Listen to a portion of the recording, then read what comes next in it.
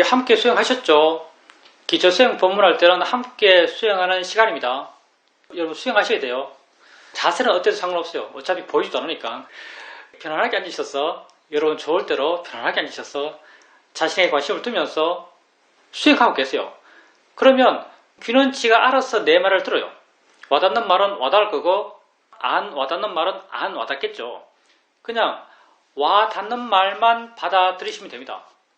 우리 수행, 우리가 하고 있는 이 셔민 10년초 수행, 셔민 10년초 수행에 여러 가지 장점이 있지만 그 많은 장점 가운데 하나가 또 뭐냐면 모르면 넘어가라, 알리할 필요 없다 이런 말 해요. 모르면 넘어가라, 알리할 필요 없다. 아는 것만 하면 돼요. 여러분이 기초수행 법문 들을 때도 여러분 마음에 와 닿고 여러분이 알 수 있는 것만 하면 돼요. 알 수 없고 무슨 말인지 모르는 것은 그냥 내버려 두십시오. 알리할 필요 없어요. 알리해서 아는 것이 어쩌면 더 큰 문제가 될 수 있습니다. 왜냐하면 다 자기 멋대로 해석하거든요. 여러분 이 법회를 참석하고 계시잖아요.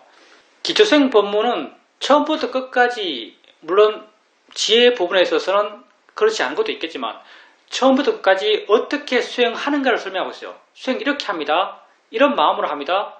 이게 기초수행 법문의 거의 모든 내용이잖아요. 이걸 여러분 여기 참석하신 분들이 대부분 지속적으로 참석하고 계시니까 수없이 들으세요.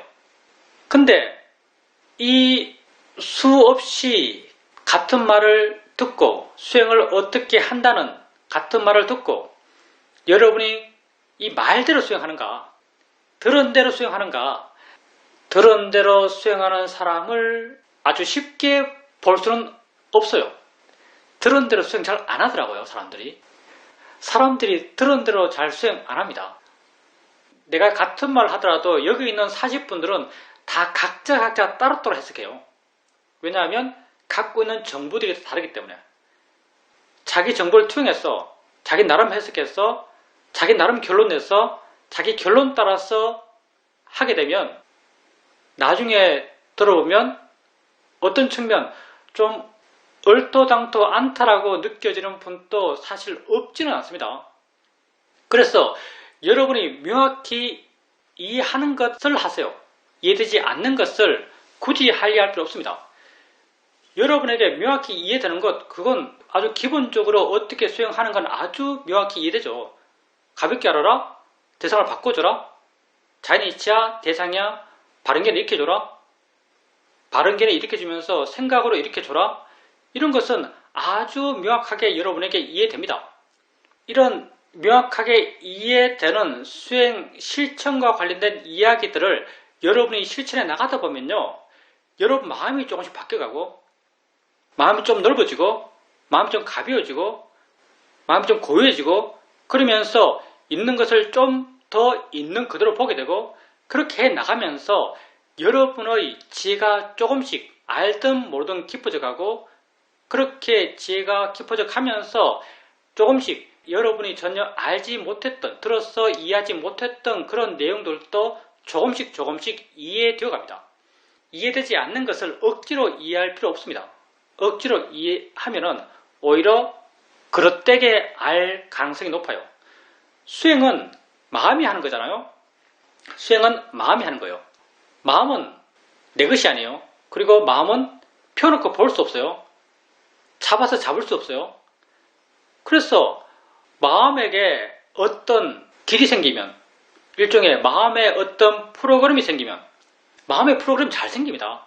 마음에 어떤 프로그램이 생기면 그거 바꾸기가 정말 어려워요. 힘을 준다든지 자세히 보려 한다든지 강한 노력으로 수행한다든지 그게 다 욕심인데 욕심을 기반으로 수행하면서 마음의 어떤 경향, 마음의 어떤 프로그램이 생기면 그것 바꾸기가 정말 어렵습니다. 수행은 맑은 마음으로 해야 됩니다. 깨끗한 마음으로 수행해야 돼요. 깨끗한 마음이라는 것은 기대 없는 마음으로 수행해야 돼요. 오직 지금 이 순간 충실하고자 하는 그런 마음으로 수행하셔야 됩니다.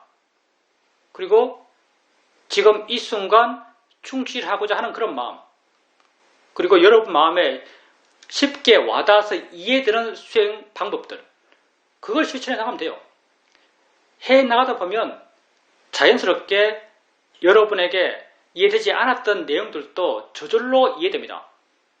처음부터 끝까지 사실은 다 여러분 스스로가 아는 거예요. 내가 말을 많이 했지만 내가 말해서 여러분이 진짜 이해할 건 거의 없습니다. 가짜로 이해할 건 많겠죠. 말만 듣고 그런 걸 갖다 이해했다라고 생각할 수 있어요. 사실 이건 가짜로 이해했다고 말할 수 있습니다. 근데 여러분이 정말 바른 수행 실천을 해 나가면서 마음이 점점 좋아져 가면서 여러분 자신, 여러분에게 일어나는 것들을 조금씩 더 있는 그대로 봐 나가면서 그걸 대상으로 여러분 마음이 바뀌어가면서 그렇게 마음의 조건이 좋아져서 이해가 생겨서 알았을 때 그때야 비로소 여러분 스스로 알아요. 누가 말해줘서 아는 것이 아니고 여러분 스스로 알아요. 내가 알았다라고 알아요. 내가 알았다고 스스로 압니다. 정말 바르게 이해했다면 남에게 물을 필요가 없어요. 마음의 변화가 너무나 명확하거든요. 지혜의 변화가 너무나 명확해서 스스로 어떻게 그걸 부인할 수가 없어요. 그때서야 그걸 진정 바르게 알았다고 말할 수 있습니다. 그러니까 기저수행 법문을 하면서 항상 조금 걱정되는 건 이게 내가 이해하는 기준에서 수행의 시작과 끝을 모두 말하고 있기 때문에 사람들이 잘 이해되지 않는 것을 이렇게 한다고 믿고 하면서 그릇될 위험성도 사실은 없진 않아요. 그래서 가장 기본적인 여러분 마음에 와 닿는 그런 수행 실천을 해 나가시길 바랍니다. 아까 우리가 시험인 10년처 수행이라고 말했죠. 우리가 40번은 수행하죠. 우리가 40번을 수행해요. 엄청 남들에게 자랑할 만한 수행적 내용이에요. 어떤 사람은 나는 느낌 봐, 나는 호흡 봐, 나는 마음 봐 그러면 3명 중 누가 이기겠어요? 이 3명이 내가 하는 수행이 제일 멋져라고 자랑하는데 나는 느낌 봐, 나는 호흡 봐, 나는 마음 봐 그러면 나는 마음 봐 이게 압도적인 1등이죠. 나는 마음 봐. 예, 나는 마음 봐. 압도적인 1등입니다. 그러면 여러분이 어떤 마음을 볼 것인가? 어떤 마음을 볼 것인가? 여러분은 대상에 의지한 마음을 봐야 됩니다. 대상에 의지한 마음을 봐야 돼요. 내가 미얀마에 있을 때 수행하면서 인터뷰한 2번째, 3번째 인터뷰하면 이런 말 나와요. 사이드한테 이런 말 합니다. 여기가 10년차 수행하니까 내가 마음을 봤습니다. 그러니까 마음이 보이더냐 이렇게 물어요. 마음이 보이던데요. 마음이 어떻게 보이더냐 라고 물어요. 그래서 마음이 좀 내 앞쪽에 약간 둥근 듯이 뿌연 듯이 그런 마음이 있었습니다. 이렇게 말했어요.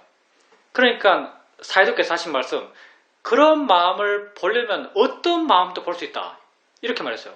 그런 마음을 보려면 어떤 마음도 볼 수 있다. 이렇게 말씀하셨는데 그때 내가 워낙 모르니까 저게 마음을 봤단 말인지 잘못 봤단 말인지 우리 사이도 가르치는 게 정말 애매모호하게 가르치거든요. 스스로 알게 하지 정답을 잘 안 가르치는 것 같아요. 내 같으면 그거 마음 아니에요. 그거 관념이에요. 이렇게 말할 텐데 사이도는 그렇게 보는 마음은 어떤 것도 볼 수 있다 이렇게 말해요. 그게 마음을 본 건가? 아니죠. 그건 관념을 본 거죠. 내가 그런 게 있다라고 믿고 마음의 힘으로 보려 하는 그런 마음의 힘으로 마음을 만들어낸 거예요. 마음을 본 것이 아니고 관념을 본 것이죠. 마음은 법이잖아요. 관념을 본 것이죠. 여러분 가운데서도 10년차 수행을 하고 마음을 본다 해서 자기가 만들어낸 마음인 줄 알고 볼 위험성도 상당히 큽니다. 우리가. 그래서 마음을 가장 오류 없이 보는 방식은요. 대상에 의지해서 마음을 보는 거예요. 대상은 분명하거든요. 보여지는 대상이 있어요. 보여지는 대상이 있을 때 당연히 보여지는 대상이 있으니까 보는 마음이 있겠죠. 그러니 보여지는 대상에 의지해서 보는 마음을 이해하는 거예요. 본다라고 이해하는 거예요. 보여진 대상에 의지해서 보는 마음을 이해하는 거죠. 그래서 우리가 보여진 대상을 찾고 기초수행 본문에서의 표현은 알아진 것을 알면서 아는가라고 물어보잖아요. 보여진 대상을 보면서 보는가라고 물어보는 거예요. 그때 마음에 보네? 뭐 있네? 라고 이해된다면 그게 보는 마음을 이해한 거죠. 보여진 대상에 의지해서 보는 마음을 이해한 거예요. 들려진 소리가 있어요. 들려진 소리가 있을 때 들려지는 소리가 내게 어떻게 알아지겠어요? 당연히 듣는 마음이 있으니까 알아지는 거죠. 이건 상식적이잖아요. 듣는 마음이 있으니까 당연히 들려지는 소리가 알아져요. 근데 들려지는 소리는 분명해요. 왜냐하면 관념이니까. 들려지는 소리는 분명해요. 그래서 들려지는 소리에 의지해서 듣는 마음을 이해하는 거죠. 소리 잡고 들려지는 소리를 알면서 듣는가? 라고 물어보는 거죠. 그러면 마음 힘이 좋을 때 듣네 라고 마음이 이해돼요. 이게 듣는 마음을 이해한 거죠. 이렇게 항상 대상에 의지해서 마음을 이해하십시오. 그렇게 되었을 때 가장 그릇되게 알 위험성이 약해집니다. 근데 또 신윤처 수행을 한다 해서 마음만 주구장창 보려 하지 마세요. 마음을 보기 위해서는 좀 자격이 필요합니다. 마음은 실제는 법이에요. 붓다는 법을 보는 자가 나를 본다고 말씀하셨어요. 법을 보는 자가 나를 본다고 말씀하셨는데 이 법을 보는 게 아주 하찮으면 이런 말 했겠어요. 법을 보는 자가 나를 본다. 사람들이 다 당신 얼굴 보려고 그러고 뭐 당신 옆에 있으려고 그러고 이러니까 한 말이겠죠. 법을 보는 자가 곧 나를 본다. 법을 보는 것이 만만치 않기 때문에 법을 보는 것이 그렇게 쉽지 않기 때문에 붓다가 이렇게 말씀하셨을 겁니다. 법을 보는 것은 쉽지 않아요. 실제를 이해하는 것은 쉽지 않아요. 실제를 이해하기 위해서는 마음의 힘이 좋아져야 돼요. 좋은 마음의 힘이 좋아져야 돼요. 어떤 좋은 마음인가? 오력, 알아차림, 고ям, 지혜, 신심, 노력, 뭐 칠각지, 팔정도, 오근, 오력 이런 다양한 좋은 마음의 무리를 조합들을 붓다께서 경전에서 말하고 있죠. 다 중첩되는 거예요, 사실요. 우린 주로 오력의 입장에서 설명하죠. 좋은 마음 힘들이 좋아져 가야 됩니다. 이렇게 좋은 마음의 힘들을 키워가기 위해서 우리가 했던 것이 알아차림이죠. 알아차림하고 가볍게 알아가고 자력 대상을 바꿔가고 가볍게 알면서 고ям을 키우고 자력 대상을 바꾸면서 활발함을 키우고 이렇게 마음이 고요해지고 또 더불어서 활발해져 가면서 있는 걸 좀 있는 그대로 보게 되고 있는 걸 있는 그대로 보게 되니까 그게 있는 게 신기하고 그게 뭔지 관심 있고 이런 지혜가 생겨나고 마음에 지혜가 있으니까 마음이 깨어나고 힘있게 되고 그렇게 그 순간의 의미 제대로 한다. 내가 하고 있는 것에 믿음 이런 신심이 생겨나고 이런 것이 다 마음이 힘이 돼서 마음을 활발하게 만들고 그게 또 알아차림 힘을 키우고 이게 다 알아차림을 기반으로 알아차림을 출발점을 해서 키워지는 좋은 마음의 힘들이죠. 이렇게 좋은 마음의 힘이 좋아져 가는 것이 우리의 수행의 상태로서는 어떻게 변화되어 나가는가. 처음에는 띄엄띄엄 알아가요. 엉덩이 느낌 알았다가 손의 느낌 알려면 한 2초 걸려요. 또 어깨 느낌 알려면 한 3초 걸려요. 소리 옮겨가려면 한 1초 걸려요. 이렇게 대상을 옮겨가는 게 띄엄띄엄 옮겨가요. 띄엄띄엄 옮겨가는 게 무슨 말인가? 좋은 마음의 힘이 아주 약하단 말이죠. 근데 이렇게 가볍게 알아가려 하고 대상을 바꿔가려 하고 바른결을 일으키려 하고 이렇게 수행해 나가면서 또 좌선도 하고 경행도 하고 이렇게 해 나가다 보면요. 조금씩 띄엄띄엄 옮겨갔던 이런 알아차림 방식이 좀 부드러워지고 좀 이어지고 그리고 나중에는 내가 이걸 알았는데 이미 다른 게 드러나 있어요. 마음의 활발함이 강해서 마음이 스스로 다른 걸 알고 있는 거죠. 이렇게 마음이 스스로 아는 것으로 부드럽게 이어가면서 알아갈 수 있죠. 능숙해지면 알아차림이 선이 이어지듯이 부드럽게 이어가며 대상을 끊임없이 바꿔가요. 이걸 우린 수동적 알아차림이라고 그러죠. 이게 다 좋은 마음의 힘들이 좋아졌기 때문에 이러한 알아차림이 가능한 거죠. 더 마음이 더 활발해지고 대상에 대해서 더 반응하지 않고 고요해서 나중에는 가만히 있어도 마음의 내적 활발함이 끊임없이 샘솟아 껴있기 때문에 수많은 대상들이 저절로 알아져요. 우리는 수 많다 그러면요. 한 3개 정도 이상 되면 수 많은 거예요. 수많은 대상들이 저절로 알아져요. 나중에는 정말 셀 수가 없습니다. 근데 처음 이런 스타일로 처음 무어지대로 수행할 때는 한 3개, 4개 정도 나타날 거예요. 내가 알려 하지 않아도 여러 대상들이 한꺼번에 알아져요. 그리고 이 한꺼번이라고 하는 게 점점점 많아져요. 이런 알아차림 상태의 변화, 이런 변화가 어떻게 가능한가? 마음이 점점 좋아졌기 때문에 좋은 마음의 힘들이 점점 좋아졌기 때문에 이런 알아차림 상태가 가능한 거죠. 이렇게 알아차림을 통해서 마음이 좋아졌을 때 그때 마음을 이해하기 위한 시도를 해봐요.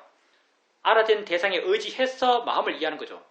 소리를 의지해서 소리 듣는 마음을 이해하고 보여지는 걸 의지해서 보는 마음을 이해하는 거죠. 이렇게 마음을 이해해 나가요. 그러니까 단순하잖아요. 우리 수행이라는 게 단순해요. 우리가 왜 마음을 알아가는가? 왜 우리가 아는 마음을 알아가는가? 느낌, 소리 이런 것들, 느낌, 소리, 보이는 것 이런 것들이 더 미세하겠어요? 아니면 마음이 더 미세하겠어요? 마음이 훨씬 더 미세요. 느낌, 소리, 보여지는 것을 알아갔던 그런 수행하는 마음보다도 마음을 이해한 수행하는 마음이 훨씬 더 강해요. 훨씬 더 힘이 있어요. 그리고 우리가 법을 이해하고 싶어 하잖아요. 궁극적으로 법은 모양도 없고 색깔도 없고 위치도 없고 내용도 없어요. 심지어 내용도 없어요. 내용이라는 게 사실 마지막 허들 같은 건데 심지어 내용도 없어요. 그러면 사실은 아무것도 없는 거죠. 있는 건 작용만 있어요. 이게 법이고 빠라마타죠. 그러면 우리가 왜 느낌 알지 않고 소리 알지 않고 이런 대상들 알지 않고 마음을 알아가는가? 대상들은 관념이 너무 분명해요. 느낌도 당연히 느껴지는 성질이에요. 우리가 알고 있는 느낌은 관념이에요. 그 속에 느껴지는 성질이 존재하죠. 근데 느낌이란 관념이 워낙 강하기 때문에 그 관념 속에서 느껴지는 성질, 법의 성질을 찾아내기, 법의 성질을 이해해내기는 우리는 어렵다고 판단해요. 이건 훨씬 더 어렵다고 우리는 이해해요. 보여주고 있어요. 뭐가 보여주고 있죠? 저기 벽이고 저기 소나무고 저기 산이에요. 저기 하늘이고 보여주고 있어요. 근데 보여지는 것의 관념이 너무나 명확하죠.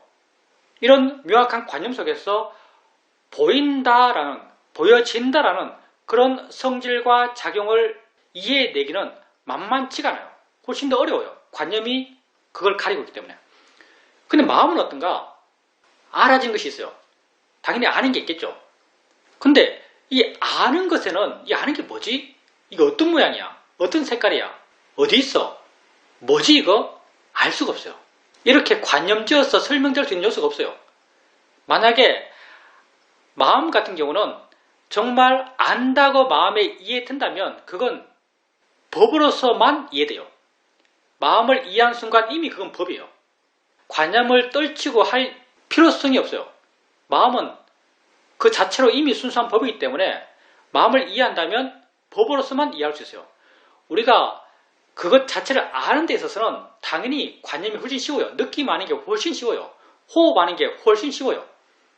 근데 왜 우리가 마음을 알아가는가? 그것을 알기는 훨씬 쉽지만 법으로서 알기는 마음이 훨씬 쉽다고 우리는 생각해요. 법으로서 알기는 마음이 훨씬 쉽다고 우리는 이렇게 이해하기 때문에 마음을 주된 대상 삼아서 수행해 가려고 하죠. 오늘 또 우리 수행의 어떤 기본적인 과정을 설명했는데 우선 알아차림을 통해서 마음이 좋아져 가야 됩니다. 여기 워낙 다양한 수행 과정이 있는 사람들이 있어서 이게 안 된 분들은 알아차림이 잘 이어지지 않고 우리가 알아차림의 가속도로 하는 것, 알아차림의 가속도가 별로 없는 분들은 반드시 이 과정에 아주 충실해야 돼요. 이건 일종의 기초 체력 같은 겁니다. 가볍게 알아가고 자유롭게 대상을 바꿔가고 마음이 스스로 아는 것을 수동적으로 알아가고 부드럽게 이어가며 알아가고 알리하지 않고 알아가고 여기에 아주 능숙해지셔야 돼요. 기초 체력 같은 것이고 반드시 이걸 통해서 수행하는 마음의 힘이 아주 좋아져야 됩니다. 그리고 나서 알아진 걸 대상으로 마음을 이해하려는 시도를 해보세요. 보여지는 걸 보면서 보는가 물어보고요. 들려지는 소리를 들으면서 듣는가 물어보고요. 알아지는 것을 알면서 아는가 물어보고요. 이렇게 알아지는 대상에 의지해서 마음을 이해하고자 해 나가 보십시오. 마음이 이해된다면 그게 법을 이해한 거예요. 법은 수많은 법들이 있겠지만 법은 한 법을 이해하면 만법을 이해합니다. 법의 성질은 다 같기 때문에 만약 그렇게 안다는 게 이해된다면 그것 하나만을 지속적으로 해 나가면 돼요. 우리 사회도도 이것 하고 있어요. 아는 마음에 대한 이해도 천차만별이라서 사실은 근데 형식적으로 사이도가 뭘 수행하고 있나라고 말한다면 사이도도 아는 마음 알면서 수행한다고 말할 수 있어요. 아는 마음을 알아가는 것 그 이상의 더 고차원적인 수행 방법은 우리에게는 없어요. 이게 우리 수행의 형태로서 마지막입니다. 아는 마음을 알아가는 것, 실제하는 법을 알아가는 것, 그걸 지속적으로 해나가고 그 과정에서 이해들이 조건 따라서 조금씩 생겨나갈 겁니다.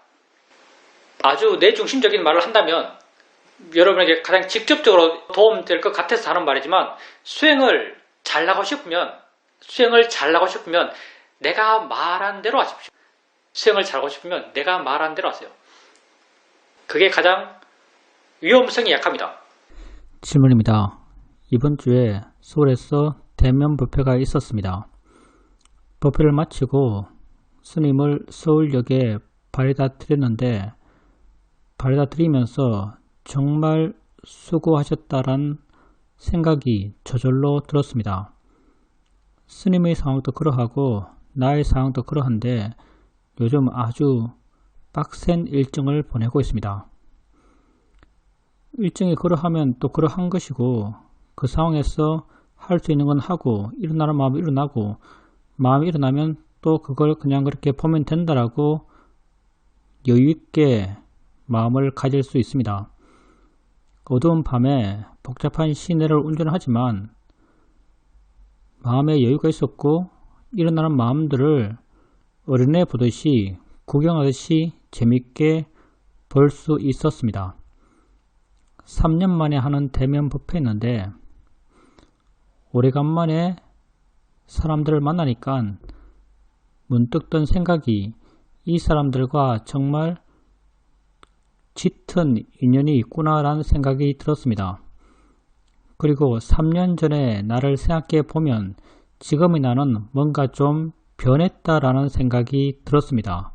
뭔가 초롭고 어수룩했던 그런 모습에서 뭔가 여유있고 확실한 그런 나로 좀 변한 듯한 느낌을 느낄 수 있었습니다.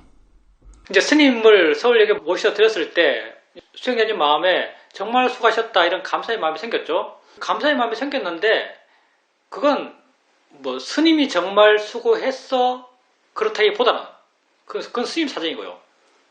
그건 수행자님의 마음이 좋아서 그런 마음이 생기는 게 사실 더 근원적인 이유입니다.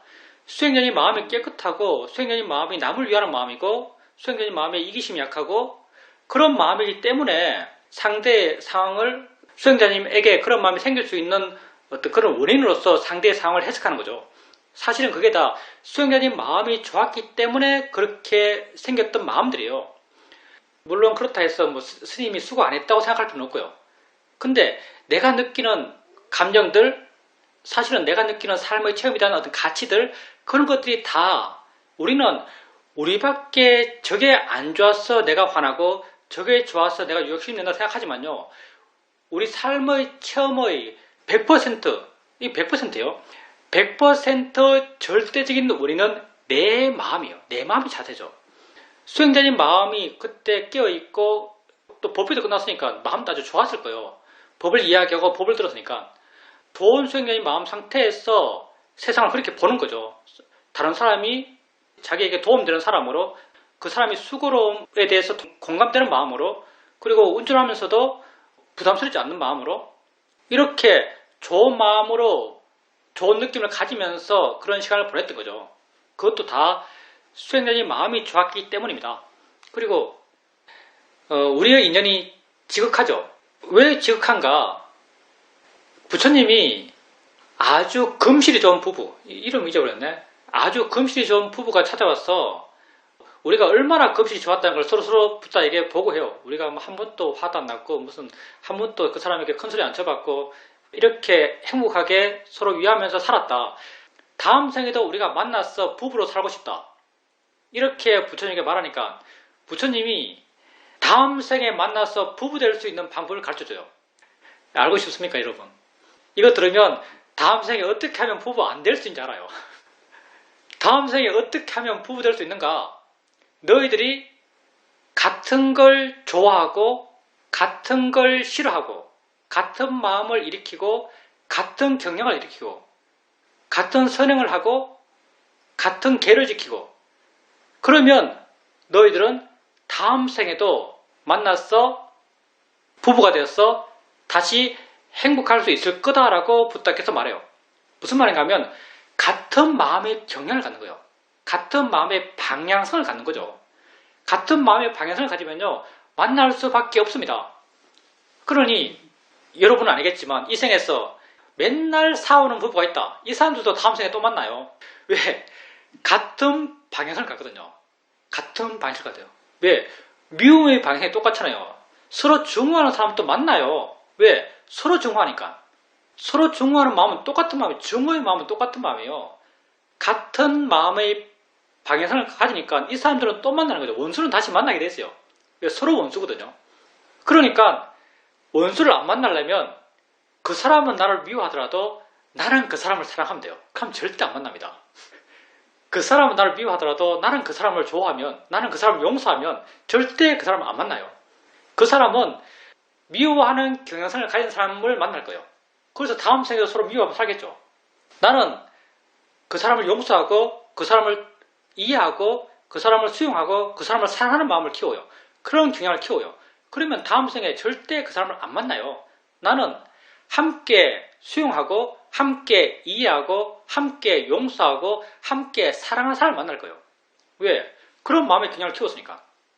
그러니까 여러분이 만약에 다음 생에 어떤 사람들과 만나고 싶은가? 미워하는 경향을 가진 사람을 만날 것인가? 사랑하는 사람을 경향을 만날 것인가?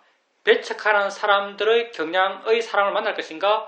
수용하는 경향의 사람들을 만날 것인가? 만약에 여러분이 사랑하는 사람, 수용하는 사람, 용서하는 사람, 마음이 폭넓은 사람, 그런 사람과 만나서 그런 사람과 인연돼서 그런 무리 속에 살고 싶다면요. 지금 여러분의 마음을 그렇게 키워야죠.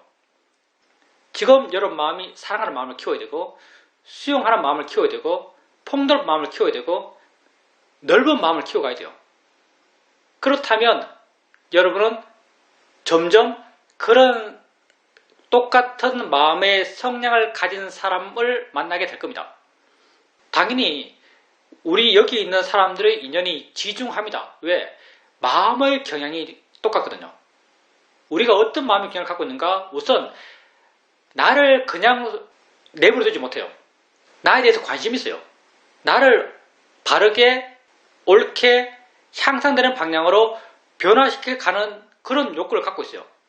그리고 나를 이해하고 싶어하는 그런 욕구를 갖고 있어요. 그리고 근본적으로 나를 바르게 바꾸고 싶어요. 무엇이 바른가, 무엇이 옳은가, 어떻게 사는 것이 의미 있는가, 어떻게 하는 것이 진정 나를 위하는 길인가, 진정 행복의 길인가, 이런 것에 대한 관심이 있어요. 그리고 이런 것을 실천적으로 해나갈 수 있는 용기가 있어요.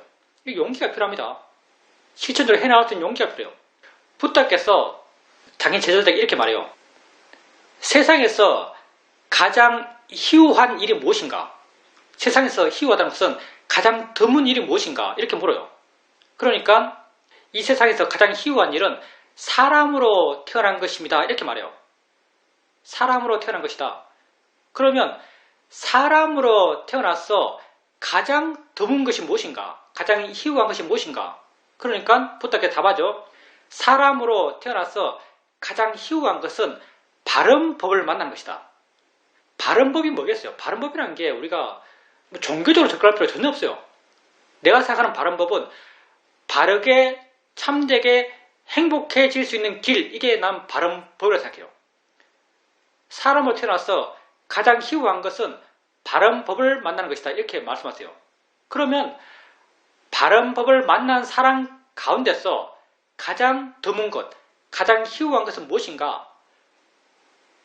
바른 법을 실천하는 것이다. 이렇게 말해요. 바른 법을 실천하는 것이다. 그러면 바른 법을 실천하는 사람들 가운데서 가장 희우한 것은 무엇인가? 라고 부탁을 묻죠. 그러면 부탁께서 답을 하죠. 바른 법을 실천하면서 가장 희후한 것은 무엇인가? 바른 법을 실천하면서 거기에서 기쁨을 찾는 것, 이걸 부탁해서 가장 희후한 것으로 말씀하셨어요. 그러면 바른 법을 실천하면서 거기에서 기쁨을 찾는 사람 가운데 가장 희후한 것은 무엇인가? 라고 붓다는 더 이상 묻지 않습니다. 무슨 말인가? 이게 가장 희후한 거예요. 이게 가장 드문 겁니다.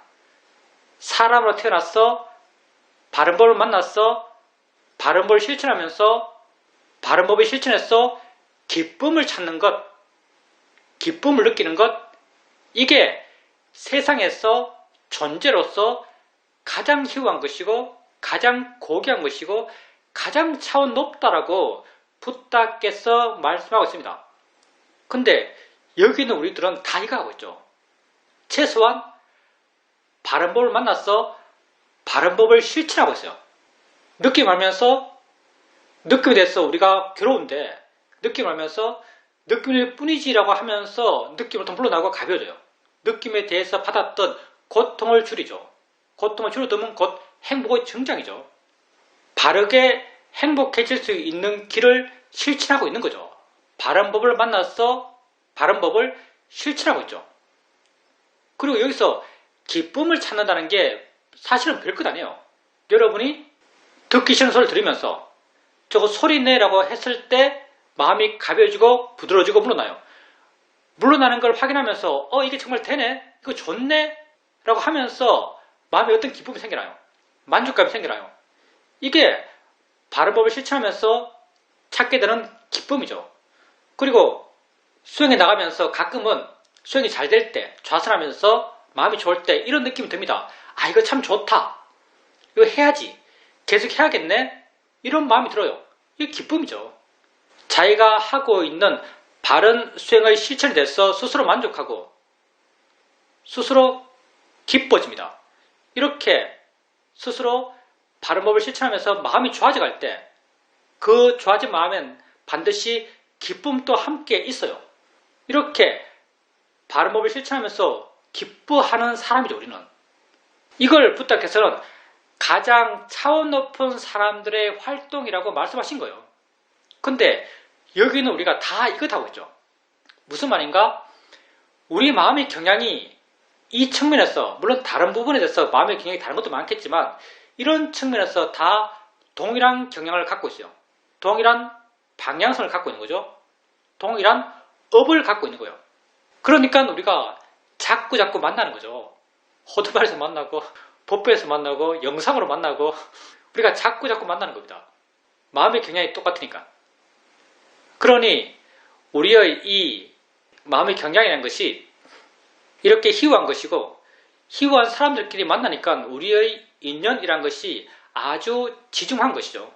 그리고 수행자님께서 그 법회에서 느꼈던 자기 마음의 상태, 자기가 좀 더 성숙해져 있고 자기가 좀 더 아는 것 같고 이해가 더 깊어진 듯이 느껴지는 것은 당연합니다. 왜냐하면 3년 동안 수행자님이 계속적으로 수행해 왔을 거니까. 지혜가 설령 매 순간순간 내게 지혜 났으라고 확인되지 않더라도 지혜는 바르게 수행한다면 끊임없이 생겨납니다. 난 지금 그건 분명히 알아요. 이전에는 왜 지혜가 안 나지? 왜 지혜가 안 생기지? 지혜가 나본 적이 언제지? 이런 생각도 사실 많이 했었는데 이제는 명확히 압니다. 수행을 바르게 하면 내가 알든지 모르든지 지혜가 생겨나요. 내가 알든지 모르든지 이해는 깊어져요. 수행자님께서 대명법회가 없었던 그런 3년 동안 지속적으로 수행해 오셨기 때문에 그런 이해들이 알든 모르든 수행자님에게 생겨났고 그렇게 깊어진 지혜가 수행자님에게 그런 형태로 알아지는 거죠. 좀 더 성숙해진 듯이, 좀 더 깊어진 듯이, 좀 더 느긋해진 듯이 그렇게 마음이 변한 것처럼 수행자님에게 느껴지는 거예요. 그게 다 지혜가 깊어져서 느껴지는 마음이 변하죠. 앞으로 계속 그렇게 수행해 나가신다면 그런 지혜는 더 깊어져 갈 것이고요. 더 마음에 여유있게 될 것이고 더 행복한 생각을 하게 될 거예요. 상대를 판단할 때도 내 마음이 좋아지는 방향으로 상대를 판단이 될 겁니다. 내 마음이 좋으면 세상도 좋은 거예요. 그렇게 점점 마음이 좋아져 갈 것입니다. 질문입니다. 법회를 듣고 수행을 해가면서 오르게 돼서 조금씩 알아가고 있습니다. 오르는 마음들이 각자 스스로 조건되어서 자기 할 일을 하면서 스스로 나아간다라고 진행되어 나간다고 그렇게 이해하고 있습니다. 오력 가운데 지혜나 신심이나 사마디나 이런 것에 대해서는 수행 과정에서 내 스스로 알아갔던 측면도 많이 있습니다. 그렇지만 노력에 관해서는 내 스스로 알았다기보다는 스님들에게 들었고 공부했고 이렇게 문해와 사이로서 알아왔던 것이 다였던 것 같습니다.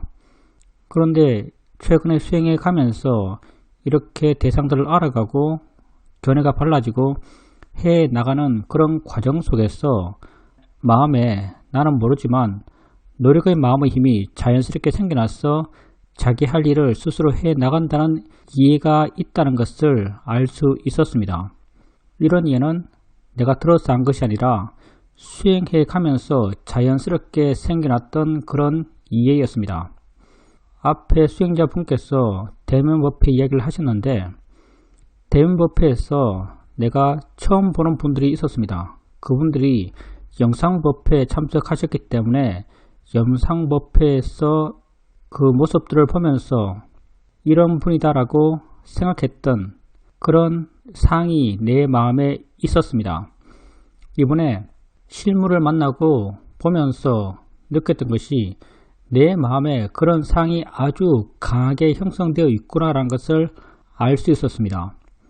나는 모르지만 오온은 함께 일어나서 스스로 일을 하면서 알아가고 정의하고 관념짓고 의미부여하고 이런 일들을 오온이 스스로 해갔던 것이었습니다.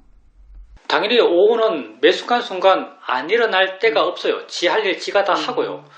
어떤 정보를 받아들이고 거기에 대해서 정리하고 이름 짓고 관념 짓고 해석하고 하는 일들을 지가 매 순간순간 해나가고 있는 거죠. 아마도 수행자님이 영상법회 하면서 그냥 얼굴 보고 내지는 전해 들었어 이 사람이 이런 사람이라고 들었을 때 수행자님 마음에 어떤 관념들이 생겨났겠죠. 아마도 그렇게 관념이 생겼고 나중에 대면법회에서 그분을 만났을 때 보통은 내가 생각했던 것과 그 사람이 달라요. 그 사람이 많이 다릅니다. 내가 생각했던 건 많이 달라요. 근데 그 사람 만나기 전에는 나는 이 사람이 이런 사람이라고 생각해요. 근데 맨 처음에는 내가 그 사람 보면서 저 사람은 이러이러한 사람이겠다라고 생각해요. 그때는 겠다라고 생각해요. 이런 사람이 것 같다라고 이렇게 생각해요. 근데 다시 보고 그 생각을 확인하고 다시 보고 또 그렇게 생각하고 다시 보고 또 그렇게 생각하고 해 나가다 보면 어느 순간 되면 저 사람은 이런 사람이 분명해라고 나는 믿기 시작해요. 저 사람은 이런 사람이 분명해라고 하면 믿기 시작해요. 우리가 생각한 걸 근거도 없는데 내가 믿기 시작해요. 그렇게 해서 믿음이 강해졌기 때문에 사실 실물을 봤을 때 조금은 충격이죠. 조금 충격이에요. 워낙 달라서. 내가 만들어놓은 관념이 워낙 엉뚱맞아서 조금은 충격이에요. 호도말이 있을 때 호도말에서는 정말 열심히 수행 지도를 했죠.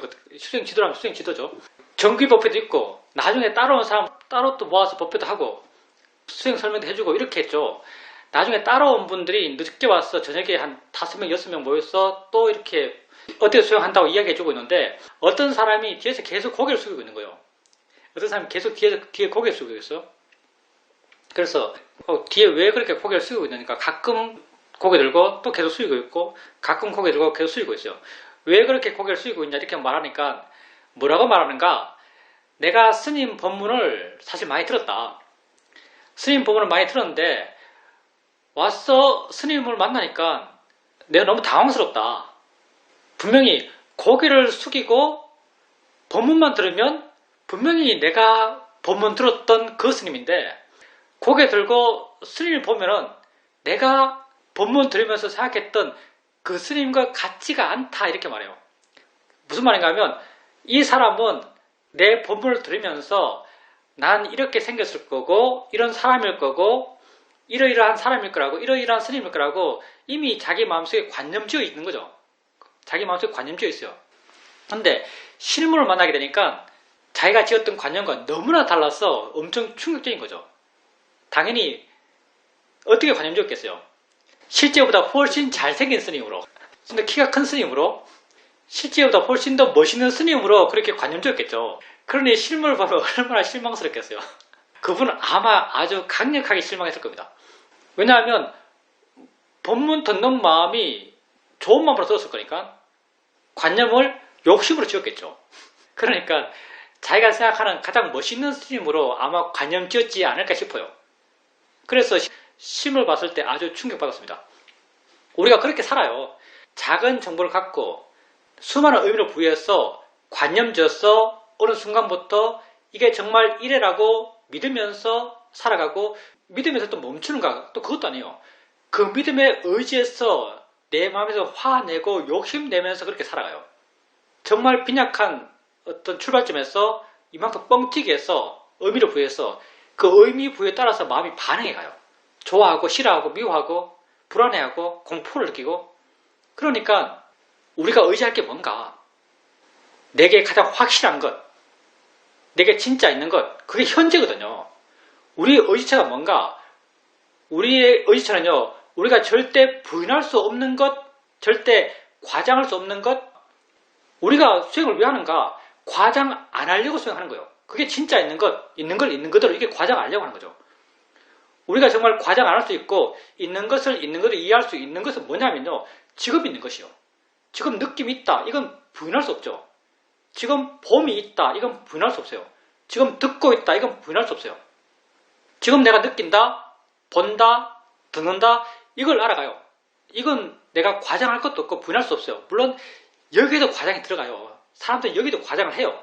근데 우리는 그 과장의 어떤 포장들을 다 이렇게 벗기려고 그래요. 포장들이 다 벗겨지고 난 뒤에, 관념들이 다 힘해지고 난 뒤에 드러나는 것, 그게 성질과 작용이고 그게 법이죠. 그게 있는 것을 있는 그대로 보여. 이렇게 법을 알면서부터, 있는 걸 있는 그대로 알면서부터 우린 이런 과정을 하지 않게 돼요. 그리고 설령 습관대로 과장하더라도 이 과장을 안 믿게 돼요. 그리고 심지어 이 과장을 믿더라도 의미부여가 극소화되어 있기 때문에 믿더라도 우리 마음은 거기에 반응하지 않을 수 있어요.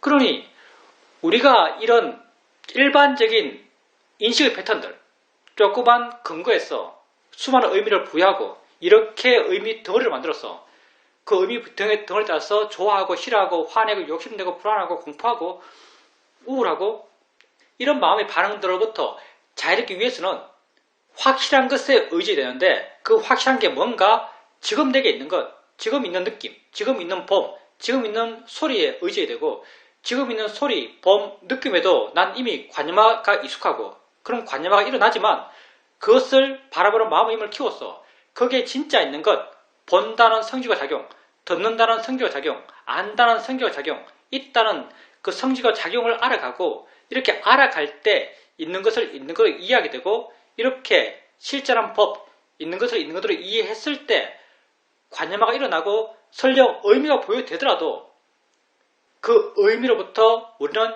자유로울 수 있어요. 똥이 더럽다고 알지만 화 안 날 수 있어요. 꽃이 아름답다고 알지만 욕심 안 날 수 있어요. 관념화는 일어나야죠. 의미도 당연히 알아야 돼요. 그렇지만 그 의미에 있는 실제들, 법들, 그런 것들에 대한 이해가 있다면 그런 의미로부터 우리는 자유로울 수 있고, 우린 이렇게 자유롭고자 이 수행을 하는 것입니다. 그리고 수행자님께서 노력이라고 말씀하셨는데, 우리가 노력은 굉장히 잘 아는 것 같아요. 노력은 굉장히 잘 아는 것 같아요. 근데 노력의 마음만큼 미세한 마음도 잘 없는 것 같아요. 우리가 노력을 잘 안다고 생각하는 건 뭐냐면요, 내가 열심히 한다 이런 측면에서 노력을 잘 알아요. 워낙 많이 쓰는 말이기 때문에.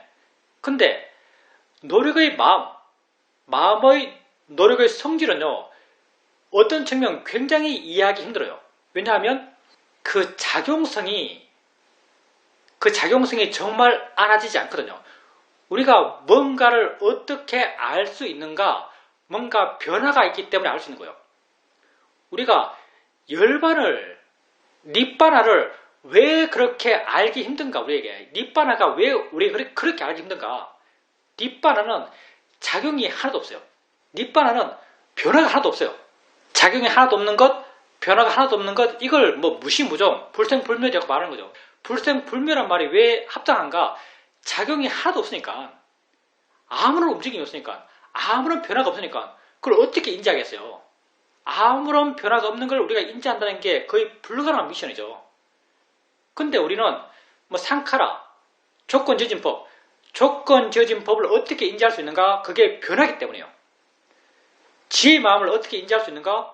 그게 마음의 변화로서 알아지니까. 마음이 가벼워지고 부드러워지고 물러나고 자유로움이 느껴지고 이런 변화의 느낌이 명확하니까 그런 지혜의 마음을 우리가 알 수 있어요.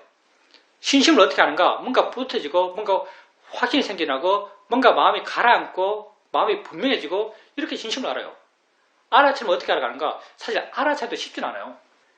우리가 뭐 알아차리면 사띠 이런 말을 워낙 많이 쓰니까 이거 굉장히 쉬운 마음 같죠? 여러분 알아차림도 굉장히 어려운 마음이에요. 왜냐하면 우리가 소리 알 때 알아차릴 마음이 있으면서 소리 듣지만 알아차릴 마음 없으면서도 소리 들어요. 그러면 알아차림이 있으면서 소리 들을 때와 알아차림이 없으면서 소리 들을 때 그 두 소리 듣는 상태의 차이가 여러분에게 명확히 구분되나요? 구분 안 돼요, 사실은요. 이게 무슨 말인가? 알아차림의 마음을 구분할 수 없다는 말이에요. 알아차림 마음이 결코 우리에게 만만하지 않습니다. 고요한 마음도 나름 좀 쉬워요. 좀 가라앉아 있고 차분하고 둔해져 있고 이런 마음 상태를 고요한 마음의 성질이 힘이 강해진 거죠. 이것도 어느 정도는 쉽다고 말할 수 있어요. 근데 노력의 마음은 상태적으로는 드러난 형태로서는 아주 분명해요. 근데 그 마음의 작용을 실제로 이해하는 것은 쉽지가 않습니다. 미얀마 가면 수행센터에 가면 수행 프로그램이 딱 두 가지예요. 수행 시간표에 1시간 좌선, 1시간 경행이에요. 그러면 좌선할 때 어떤 마음을 주로 키우는가? 좌선하면서는 사마디를 주로 키운다 이렇게 말해요. 경행하면서는 어떤 마음을 키우는가? 경행하면서는 노력의 마음을 주로 키운다 이렇게 말해요. 위리아를 주로 키운다 이렇게 말해요. 나는 미얀마 수행하면서 이 말을 오랫동안 이해 못했어요. 좌선하면서 사마디를 키운다는 건 좀 이해가 돼요. 좌선하면 마음이 가라앉고 고요해지고 차분해지고 뭔가 사마디가 정말 깊어지면 거기서 행복감이 느껴져요. 그래서 좌선하면서 사마디를 키운다는 말은 쉽게 이해가 됐어요. 근데 경행하면서 위리아를 키운다. 무슨 말이지? 뭐 빨리 걸으란 말인가? 오래 걸으란 말인가? 아무리 피곤해도 쉬지 말란 말인가? 정말 경행하면서 위리아를 키운다는 말은 오랫동안 내게 이해 안 되는 말이었어요. 근데 이게 무슨 말인가? 걷게 되면 많은 것들이 알아져요. 어떤 마음의 힘이 좋기 때문에 많은 것들이 알아지는가? 위리아의 마음의 힘이 좋기 때문에 많은 것들이 알아져요. 좌선하게 되면 알아지는 것이 극도로 줄어들어요. 어떤 마음의 힘이 약해졌기 때문에 알아지는 것이 극도로 줄어들었는가? 위리아의 마음의 힘이 약해졌기 때문에 알아지는 것들이 극도로 줄어들었어요. 현상적으로는 분명하죠. 현상적으로는 위리아의 마음이 있어서 수많은 것들이 알아졌어요. 그러면 위리아의 마음 그 자체를 이해하는 것, 그건 마음이 안 와닿아요. 내가 수많은 것을 알고 있지만 수많은 것을 알고 있는, 수많은 것을 알기 위한 그런 마음의 작용은 잘 안 와닿아요.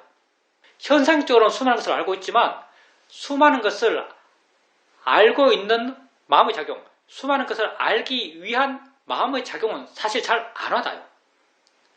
물론 지금은 그걸 이해하고 있죠. 한참 시간이 지났어.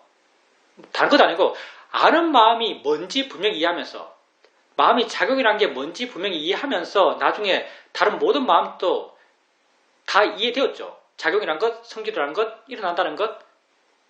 그렇게 하면서 위리아도 무엇인지 이해했죠.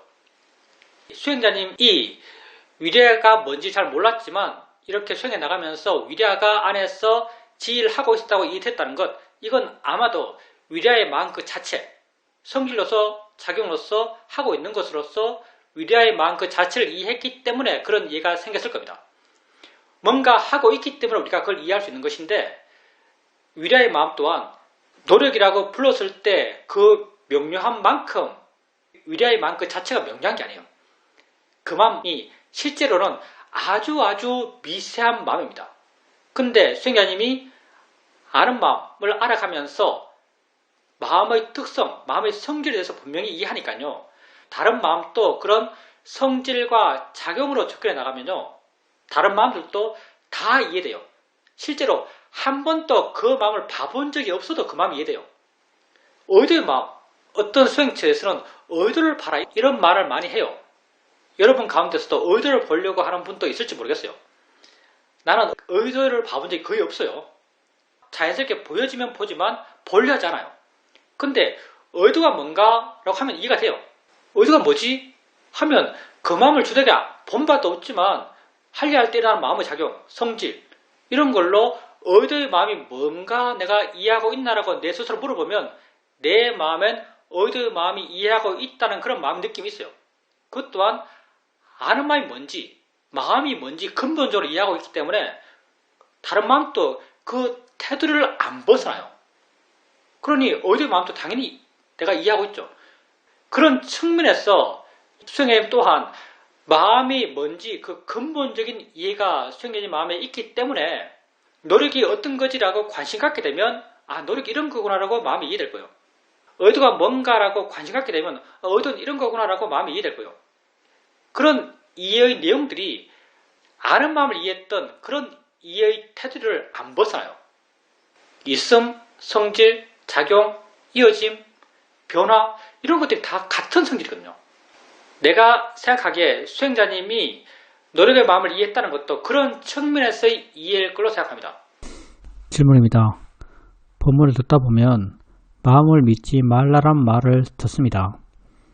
제가 살아오면서 경험상 마음을 믿어서 아주 곤란한 지경에 많이 처해봤기 때문에 마음을 믿지 말라란 이 말에 아주 크게 공감되고 나름 이 말에 대해서 강한 믿음이 있습니다. 그렇지만 요즘은 가끔 마음을 믿어야 되는 게 아닌가? 어떨 때는 믿을 수 있는 거 아닌가? 라는 생각도 하게 됩니다. 특히 운전할 때 내비게이션이 어떤 길을 가르치는데 직감적으로 이 길이 아니고 저 길로 가야 될 것 같은데 라는 생각이 듭니다. 그때 주로는 그런 직관을 믿지 않고 내비게이션을 따라가게 되고 그렇게 내비게이션을 따라가게 되면 아주 어려운 길로 가거나 길을 헤매거나 늦거나 그런 경우를 만나게 됩니다. 이럴 때는 그 직관을 믿어야 하는 게 아닌가라는 생각도 합니다. 어떨 때 믿어야 되고 어떨 때 믿지 말아야 하는지 그것 또한 애매합니다. 수행자님 말씀하신 그 믿음이란 말이 조금 오류가 있죠, 사실요. 우선 마음을 믿지 마세요라는 말을 해요. 지혜 있는 사람은 마음을 믿지 않는다라고 말해요. 근데 마음을 믿지 않는다는 것이 마음이 하라고 하는 것을 하지 않는다와는 달라요. 믿지 않을 뿐이지 마음이 이렇게 하자, 이게 옳아라고 마음이 보여줘요. 이게 옳아라고 이렇게 하는 것이 유리해라고 마음이 보여줘요. 그러면 이렇게 마음이 보여주는 것을 무조건 따라하지 않는 것, 무조건 반대로 하는 것, 이게 마음을 믿지 않는 사람의 행동이 아니에요. 마음을 믿지 않는 사람은 단지 마음을 믿지 않을 뿐이에요. 그리고 마음이 이렇게 했을 때, 마음이 이렇게 하자라고 마음이 방향을 보여줬을 때 그냥 판단할 뿐이에요. 믿지 않으면서 판단할 수 있어요. 마음을 따를 수도 있고 마음이 보여준 것을 안 따를 수 있는 거죠. 무조건 안 따르는 게 아니에요. 왜 마음을 믿지 말라고 하는가? 그때 믿지 않아야 될 마음은 번뇌의 마음을 믿지 않아야 돼요. 우리에게 믿을 마음이 없는가? 믿을 마음은 있죠. 지혜의 마음은 믿어야죠. 지혜의 마음은 진실로 나의 행복을 위한 마음이에요. 지혜가 뭔가 보여준다면 지혜의 마음은 믿고 따라야 돼요. 부탁해서 너 자신의 의지해라 이렇게 말했을 때 그때 너 자신이 뭔가? 그때 너 자신은 지혜의 마음이죠. 지혜의 마음에 의지해서 지혜의 마음의 방향대로 따라서 했을 때 그 방향이 나의 행복을 위한 방향이에요. 그러니 마음을 믿지 않는다는 것이 물론 맞아요. 번뇌는 지 성질대로 하거든요.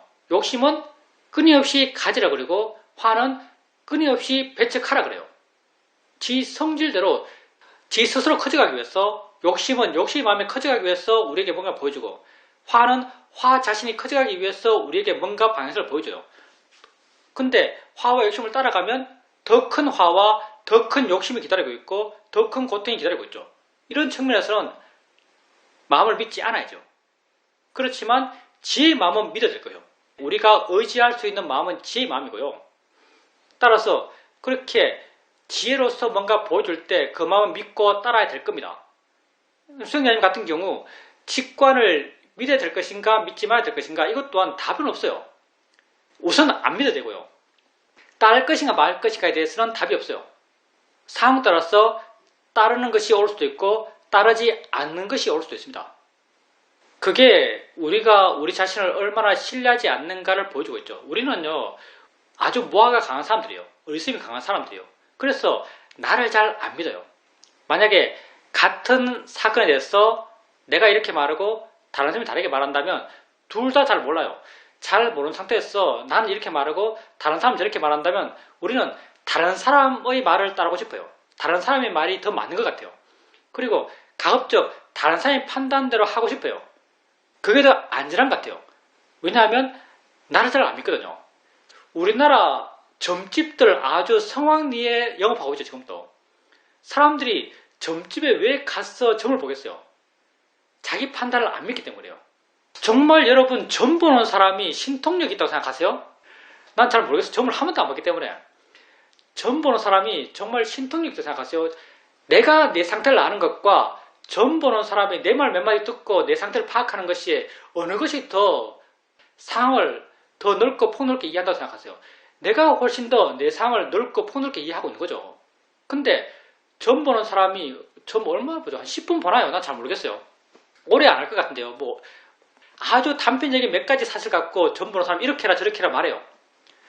사람들이 정말 작은 정보를 갖고 한 점 보는 사람의 판단을 큰 가치를 부여하면서 받아들여요.